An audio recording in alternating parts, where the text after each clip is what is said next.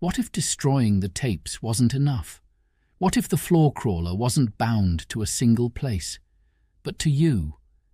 Emma and Jake thought they were free, but this nightmare has only just begun. After burning the studio to the ground, Emma and Jake believed they'd severed the creature's connection to this world. But the floor crawler doesn't just live in forgotten TV shows or abandoned sets. It clings to the memories of those who fear it. And for Emma and Jake, the nightmare is far from over. The fire had consumed everything: the reels, the set, and the control room. Emma and Jake watched the studio collapse, flames licking at the night sky. For a moment, it felt like closure, a clean break from the horror that had haunted them. But something didn't feel right. Over the next week, Emma tried to return to normal. She cleaned her apartment, deleted every mention of Melancholy Mountain from her internet history, and avoided anything that might trigger memories of the floor crawler. But the silence wasn't comforting. It was oppressive. The first sign came one night as Emma was brushing her teeth. The mirror fogged over, and for just a second she saw two dark, glinting eyes staring back at her. She blinked, and they were gone. She tried to dismiss it as her imagination, but deep down, she knew better. Jake wasn't faring much better.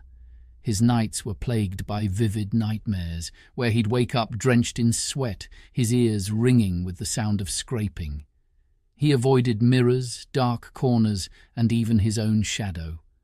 The floor crawler wasn't gone. It was lurking, waiting. Emma called Jake one evening. Her voice trembled as she spoke. "I think it's still with us." Jake's sigh was heavy. "I know. I've been seeing things too." "I don't understand," she said, her voice cracking. "We burned everything. How is this possible?" Jake hesitated before answering. "I don't think it's tied to the tapes anymore. It's tied to us." The realization was like a punch to the gut. By remembering the floor crawler, by fearing it, they were giving it power. It wasn't a creature born from film or television. It was something older, something that thrived on fear and belief. Desperate for answers, Jake scoured forums and online communities for anyone who had encountered the floor crawler.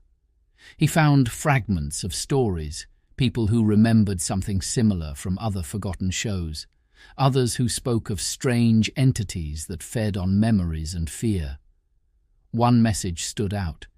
It was from an anonymous user who claimed to have survived an encounter with the floor crawler. "It's not about destroying it," the message read. "You have to erase it, forget it ever existed. Only then will it lose its hold." But how could they forget something so deeply etched into their minds? Emma and Jake met again, this time at Jake's apartment. They had to confront the creature directly to find a way to sever its hold. Jake had pieced together a theory. The floor crawler wasn't just a physical threat. It was a manifestation of their collective fear and trauma. If they wanted to defeat it, they had to confront their memories and let go of the fear. They prepared a ritual of sorts. They gathered old photographs, keepsakes, and anything else that tied them to their childhoods and Melancholy Mountain. It wasn't much, but it was all they had. As they burned the items in a metal bin, the atmosphere in the room shifted. The shadows on the walls grew longer, darker. The scratching sound began again, louder this time, coming from every direction. And then it appeared. The floor crawler slithered into the room, its limbs impossibly long, its eyes glinting with malice. But it looked different now, weaker. Its movements were slower, less fluid. Emma realized the fire wasn't just burning their belongings, it was burning their connection to the creature. "You're nothing," she whispered, her voice growing stronger.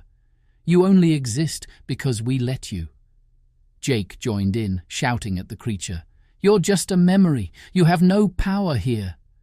The floor crawler writhed, its form flickering like static on an old TV. It lunged at them, but its body dissolved before it could reach them. The shadows receded, and the room fell silent. Emma and Jake sat in silence, the embers of the fire glowing faintly. The floor crawler was gone, or at least it seemed to be. They knew it wasn't enough to simply destroy the memory, they had to let it fade entirely. Over the coming weeks they made a pact, no more talking about Melancholy Mountain, no more looking up old shows, no more dwelling on the past. They would let the memory die, and with it, the creature's hold over them. But even as they moved on, a question lingered in the back of their minds. How many others had watched Melancholy Mountain? How many still remembered the floor crawler? And how long before it found its way back into someone else's reality? Subscribe for more stories that will keep you awake at night.